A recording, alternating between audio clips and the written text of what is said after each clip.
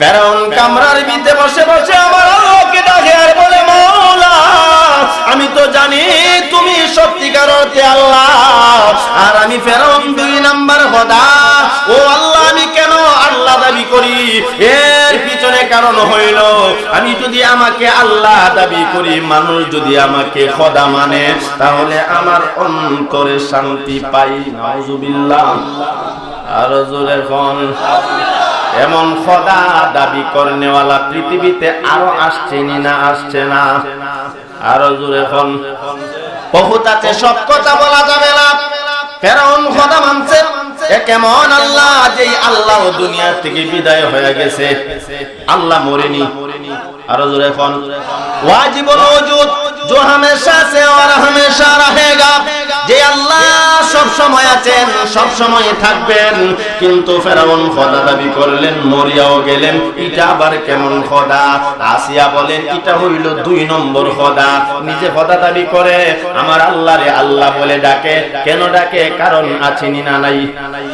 আরো জোরে কোন। কইতাম নি কাহিনী নাকি শেষ করে দিতাম? আওয়াজ দিয়া কোন। ও আমার ভাই, সংক্ষেপে বলে দেই, ফেরাউন কেমন 2 নাম্বার খোদা। একদিন ফেরাউনের প্রজারা আয়েশা, যারা ফেরাউনকে খোদা মানে, তারা বলেন, আপনি তো আমাদের আল্লাহ। হ্যাঁ, আমি তোমাদের আল্লাহ।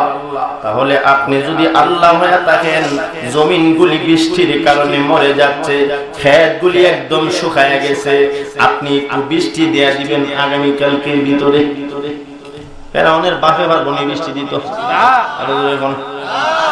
মিটিং সব শেষ, রাত্র যখন গভীর হয়েছে, ফেরাউন পেরেশানিতে পড়ে গেছে। কেন রে বাবা, কেন ফেরাউন চালে বৃষ্টি দেওয়া ক্ষমতা ফেরাউনের নাই? এই বৃষ্টি একমাত্র আমার মহান আল্লাহই দিতে পারে। এই জন্য রাত্র গভীরে ফেরাউন আমার আল্লাহর দরবারে কান্দে আর বলে, আল্লাহ আমি তো জানি তুমি মহান রব্বুল আলামিন, সত্যিকার অর্থে আল্লাহ, আর আমি যে 2 নম্বর খোদা এটাও জানি। আল্লাহ গো, তোমার কাছে আমি তোমার বান্দা হিসাবে ফরিয়াদ জানাই, একটু পানির ব্যবস্থা করে দাও, একটু বৃষ্টি দিয়া দাও। মোনাজাত করছে আমার আল্লাহ। ফেরাউন যখন মোনাজাত করছে, এই মোনাজাতটা একটু কবুল কইরা নেই। কবুল করছে, তবে গজবের পানি দিয়া, গজবের বৃষ্টি দিয়া। জোরে বলনা হুজুর বলে, গজবের পানি আবার কি? যখন ফেরাউন রাত্র গভীরে আল্লাহরে ডাকে, হঠাৎ করে দেখে বৃষ্টি শুরু হয়ে গেছে। ফেরাউন বলে, আমার আল্লাহগিরি ঠিকছে। ফেরাউন ভালো করে জানে, ফেরাউন নিজে বন্ধ খোদা, একমাত্র আমার মহান আল্লাহ একজন। জুড়ে এখন ঠিক ঠিক না? আল্লাহু আহাদ, আল্লাহুস সামাদ, লাম ইয়ালিদ ওয়া লাম ইউলাদ ওয়া লাম ইয়াকুল লাহু কুফুয়ান আহাদ। চিৎকার দিয়া বলুন আল্লাহু আকবার। ও আমার ভাই, একমাত্র আমাদের মহান রব্বুল আলামিন এক আল্লাহ, দ্বিতীয় জুড়ে এখন ঠিক কি ঠিকলাম? ফেরাউন জানে একমাত্র আমার মহান আল্লাহ সত্যিকার অর্থে খোদা, সত্যিকার অর্থে আল্লাহ। আমি ফেরাউন বন্ড, দোয়া করছে, আমার আল্লাহ কবুল করছে। ফেরাউন বলে, চিন্তা নাই, আমার আল্লাহগিরি ঠিক রয়েছে। এখন নাকটাই না ঘুমাই, নাকটাই না মানুষ ঘুমায়নি না, ঘুমায় না। আপনারা এই যে এটা কি কই, ময়মনসিংহ গড়ি ফেরানো মানুষ নাক টেনে টেনে ঘুমাই কিনা জানি না, তবে আমরা ব্রাহ্মণবাড়িয়ার নাক টেনে ঘুমাই। ওই গেলাম সিলেট এলাকাতে ওয়াজ করার জন্য। এখন তো গাড়ি নিয়ে যাই, আগেতে বাসে যাইতাম, রাত্রি গিয়ে থাকতাম, সকালে আসতাম। আরো 3 বক্তা গেছে। এরপরে একটা মসজিদের রুম দিছে, এই রুমের ভিতরে হুজুর আপনারা ঘুমান, সকালে চলে যাবেন, তবে বিদায়টা নিনগা। বিদায় আপনারা দিননি, বিদায় দিন না, মুসাফা করছে, থুই আলিছি, ছাড়া গেছে। তো এখন ঘুমাইতে গেছি, ঘুমানির ভিতরে দিয়া ঘুমাইছি। হঠাৎ করে উনি একজনে ঘুমাইতেছে আর খাট খাট খাট খাট খাইতেছে। আসেনি না? আসেনি না? নতুন কথা, ঘুমাইতেছে ঘুমাইতেছে।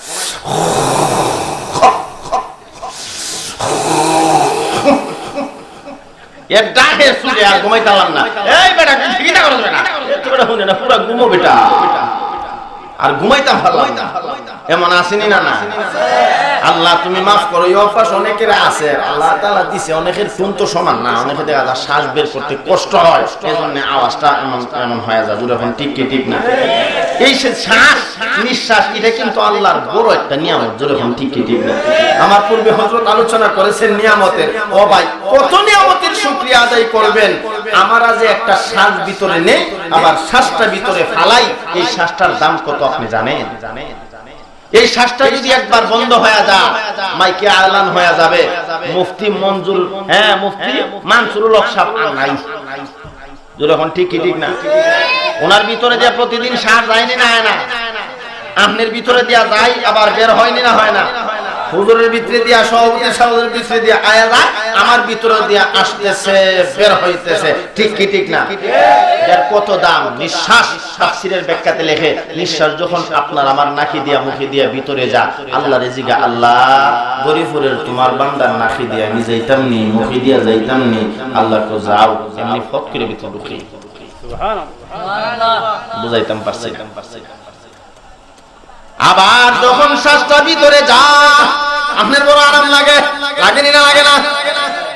ভিতরে গিয়া শ্বাস নিঃশ্বাস আমার আল্লাহকে বলে, মাওলা ও মাওলায়ে কারীম, আপনি কি বলেন আমি কি ভিতর থেকে বের হব? আল্লাহ বলেন বের হয়ে যা, শ্বাসটা তাড়াতাড়ি বের হ, না হলে আমার বান্দা মরিয়া যাবে। আর ওদের এখন ঠিক কি ঠিক না?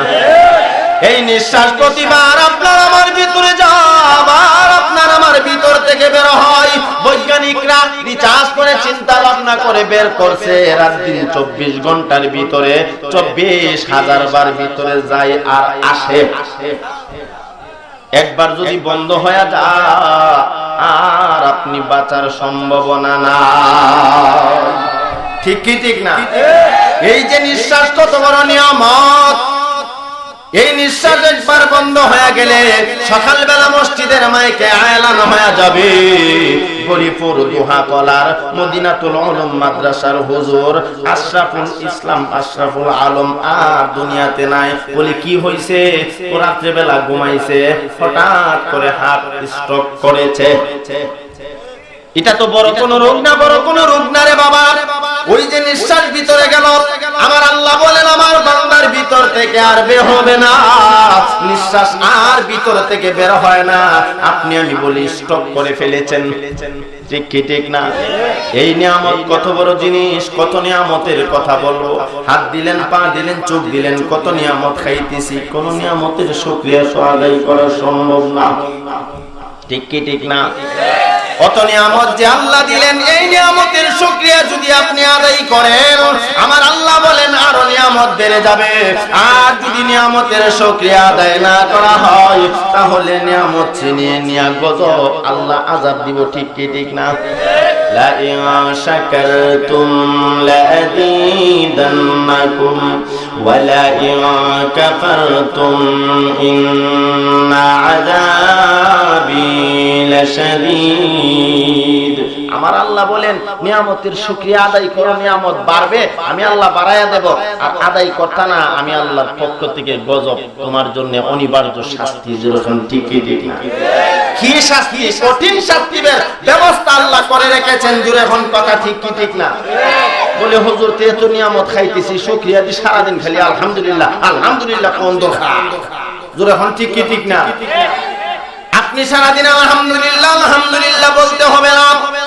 আপনি যদি নিয়ামতের শুকরিয়া আদায় করতে চান, তাফসীরের ব্যাখ্যাতে লেখা হয়, আপনি যত নিয়ামত পাইলেন, আল্লাহ যত নিয়ামত দিল, যত নিয়ামত খাইলেন, যত নিয়ামত ভক্ষণ করলেন রে বাবা, সমস্ত নিয়ামতের শুকরিয়া আদায় হয়ে যাবে। একটা কাজ যদি আপনি করতে পারেন, সেটা হলো সালাত, সেটা হলো নামাজ, ঠিক কি ঠিক না? তাফসীরের ব্যাখ্যাতে লেখা হয়, আপনি যত নিয়ামত খাইতেছেন, ভক্ষণ করতে করতেছেন, যত নিয়ামত আল্লাহ আপনাকে দিয়েছেন, এই নিয়ামতের শুকরিয়া যদি আপনি আদায় করতে চান, তাহলে আপনি আল্লাহর হুকুম 5 ওয়াক্তের নামাজ পড়বেন। আপনি যদি 5 ওয়াক্তের নামাজ পড়তে পারেন, আপনার সমস্ত নিয়ামতের শুকরিয়া আদায় হয়ে যাবে। তাহলে নিয়ামতের শুকরিয়া আদায় করা আমাদের জন্য সহজ। 5 ওয়াক্তের নামাজ আমরা পড়ব। রাজি আছেন তো ইনশাআল্লাহ? কে কে নামাজ পড়বেন আমার আল্লাহর হাতটা দেখান তো একটু। আল্লাহ, আপনি আমাদেরকে 5 ওয়াক্তের নামাজি করে কবুল করুন, কোন আমিন। আলহামদুলিল্লাহ। যাই হোক, আমি যেই কথা বলতেছিলাম, নিঃশ্বাস অনেকে এমন ভাবে বাহির করেনি না করে না? কেমন ভাবে? ওই যে খাট খাট শব্দ হয়নি না হয় না?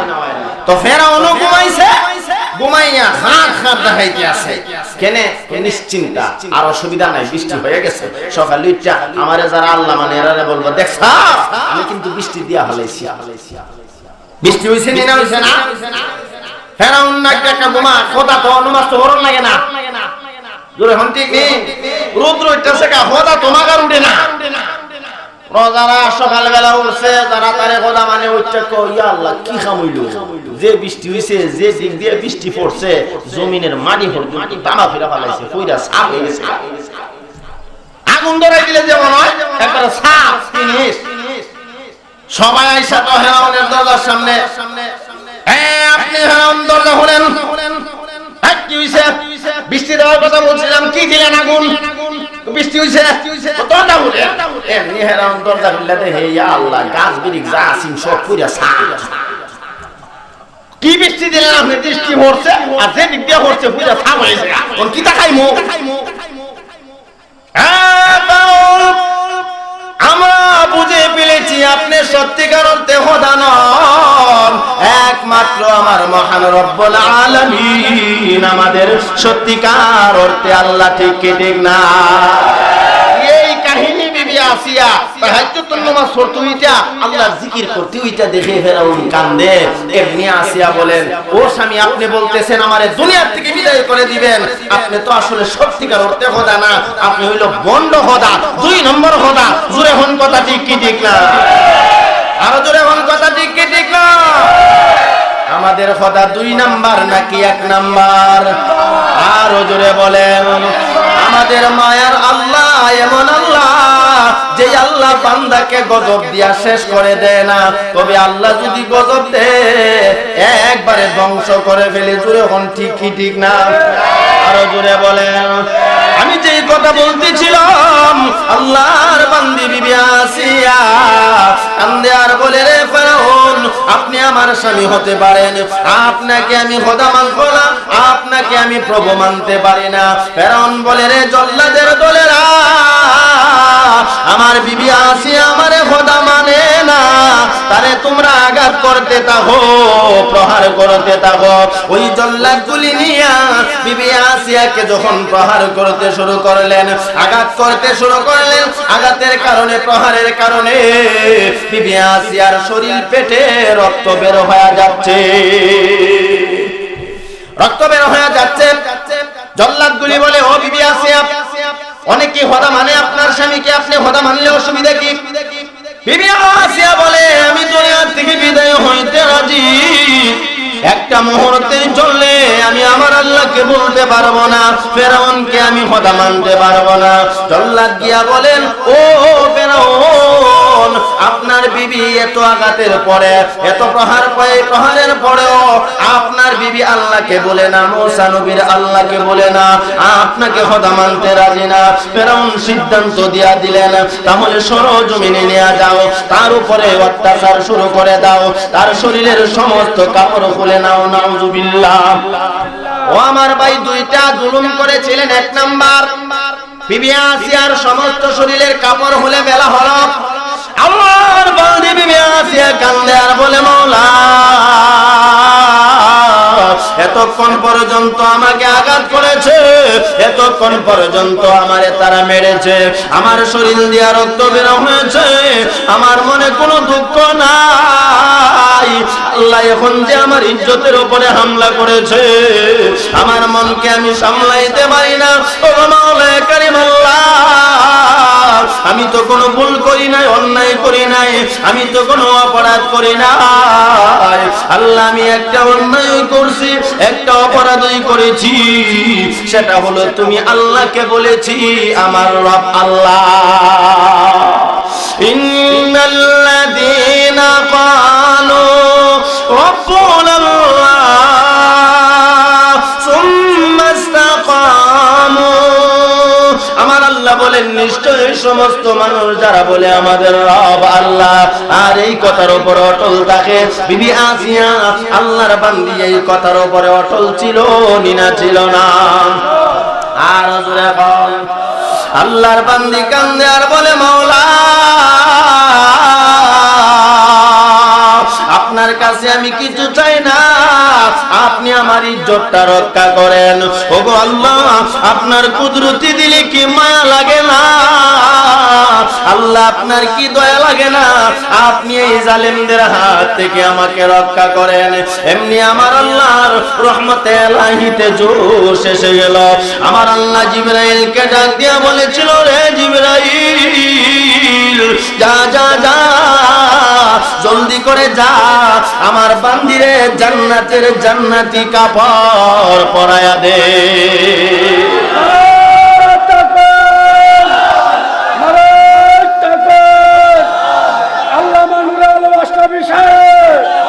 এই বান্দিটা আমি আল্লাহর পাগল হইয়া এমন অত্যাচার সহ্য করতে আছে, দুনিয়া থেকে বিদায় হওয়ার জন্য প্রস্তুত হয়ে গেছে। আমি আল্লাহর কুদরতি দিল বরদাস্ত হয় না। ও জিবরাইল যা, জান্নাতের রেশমি কাপড় নিয়ে আমার বান্দিরে পরায়া দে। আর 2 নম্বর হলো আমি আল্লাহর তৈরি জান্নাতের একটা ছবি নিয়ে যা, আমার বান্দি আসিয়াকে জ্বালায়া দিবি।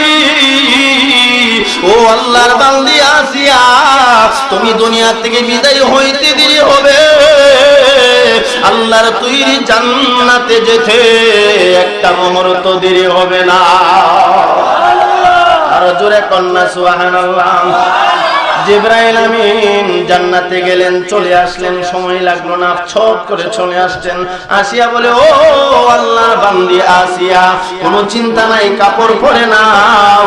আর এই তাকায়া দেখো আল্লাহর জান্নাত, তারা যতই অত্যাচার করে আঘাত করে, তুমি কিছুক্ষণ পরে যখন দুনিয়া থেকে বিদায় হয়ে যাইবা, বিদায় হইতে দেরি হবে, দুনিয়া থেকে বিদায় হওয়ার সাথে সাথে আল্লাহর তৈরি জান্নাতটা তোমার জন্য বরাদ্দ হয়ে যাবে। এই যে তাকায়া দেখো জান্নাত, আল্লাহর বান্দি বিবি আসিয়াকে জল্লাদরা আঘাত করলেন, শরীরের কাপড় খুলে ফেললেন, নির্যাতন করতে শুরু করলেন। আরো এমন একটা জুলুম করেছে রে বাবা, যেই জুলুমের কথা এই পরিস্থিতিতে আমি বলতে পারছি না। এত অত্যাচারের পরেও আল্লাহর বান্দি কোনো একটা মুহূর্তের জন্য আমার আল্লাহকে ভুলে যায় নাই, ঠিক কিনা?